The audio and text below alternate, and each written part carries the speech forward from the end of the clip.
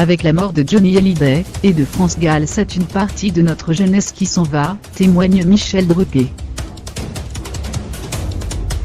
Sur le plateau de Touche pas à mon poste sur C8, Michel Drucker est revenu avec émotion sur le jour de l'annonce du décès de Johnny Hallyday, et cette jeunesse qui s'en va quelques jours après le décès de France Gall.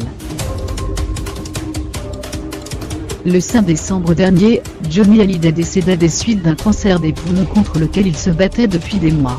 Un mois plus tard, le 6 janvier, France Gall décédait à son tour des suites d'un cancer. Avec la mort de ces deux stars, de 74 et 70 ans, la France perd de véritables icônes de la musique, dont les tubes ont su traverser le temps. Sur le plateau de Touche pas à mon poste sur C8, Michel Drucker raconte son émotion. Le jour de la mort de son ami, on m'a prévenu à 9h30 du matin, quand je me suis réveillé. Ça n'était pas une vraie surprise. On savait que Johnny était très mal.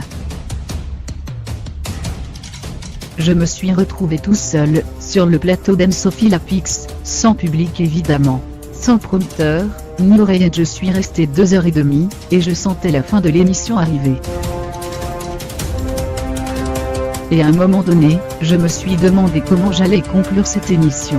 On est 20 ans ensemble, on s'est demandé ce qu'on deviendrait. Il sortait d'une cure de sommeil, il a voulu se suicider. Moi je me demandais si on me reprendrait à la télévision, car je présentais pour la première fois. Pour lui, c'est la fin d'une époque. Combien de fois avec Johnny, on s'est dit, qu'avons-nous fait de nos 20 ans ?